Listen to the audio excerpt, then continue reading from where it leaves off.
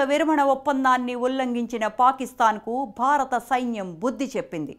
తాజాగా జమ్మూ కాశ్మీర్లోని పూంచ్ జిల్లాలోని పాకిస్తాన్ సైనికులు కాల్పులు జరిపారు. అయితే ఈ దురాగతానికి భారత బలగాలు ధీటుగా బదులిచ్చాయి.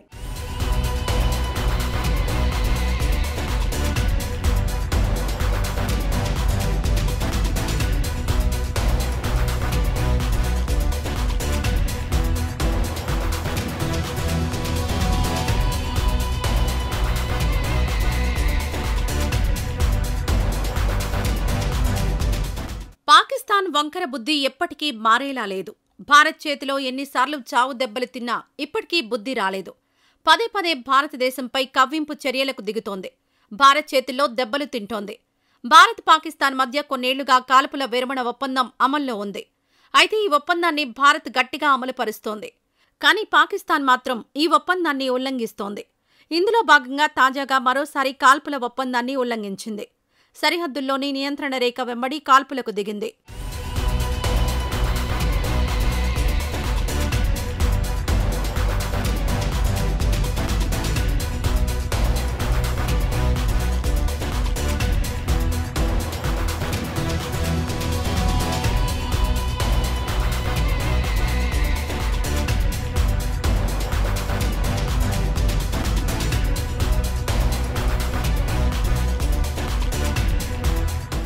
పాకిస్తాన్ కాల్పులు జరపడంతో భారత్ వెంటనే అప్రమత్తమైంది.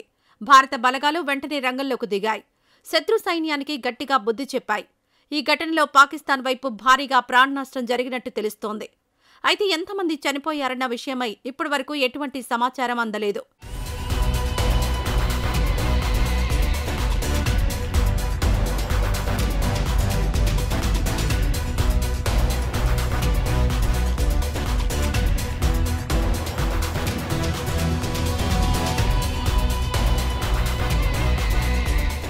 జమ్మూ కాశ్మీర్లోని పూంచ్ జిల్లాలోని కృష్ణా ఘాటీ సెక్టార్లో ఈ నెల 12వ తేదీ రాత్రి ఈ ఘటన జరిగింది. నియంత్రణ రేఖ వెంబడి తార్కుండి ప్రాంతంలో ఉన్న ఫార్వర్డ్ పోస్ట్పై పాకిస్తాన్ సైన్యం కాల్పులు జరిపింది. అయితే పాకిస్తాన్ కవ్వింపు చర్యలకు భారత్ ధీటుగా బదులిచ్చింది.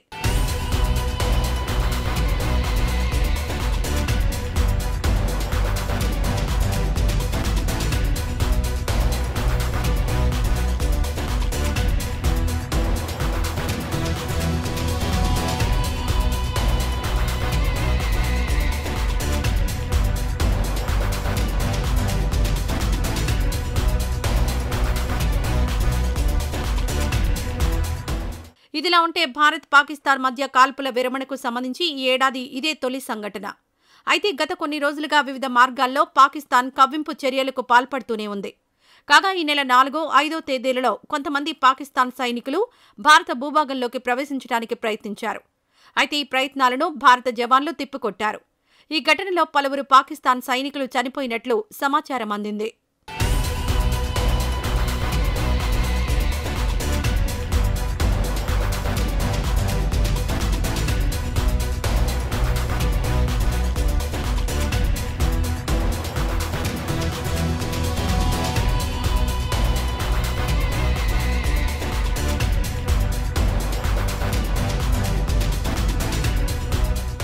భారత్ పాకిస్తాన్ సరిహద్దుల్లో పరిస్థితి నిలకడగా ఉందని భారత సైన్యం ప్రకటించింది. భారత్ పాకిస్తాన్ సరిహద్దుల్లో సాధారణ పరిస్థితులే ఉన్నాయని ఆర్మీ వెల్లడించింది. తాజాగా పాకిస్తాన్ కవ్వింపు చర్యలను చెదురుమదురు సంఘటనలుగా భారత సైన్యం పేర్కొంది. అంతేకాదు నియంత్రణ రేఖ వద్ద మన బలగాలు పూర్తి అప్రమత్తతతో ఉన్నాయని భారత సైన్యం వెల్లడించింది.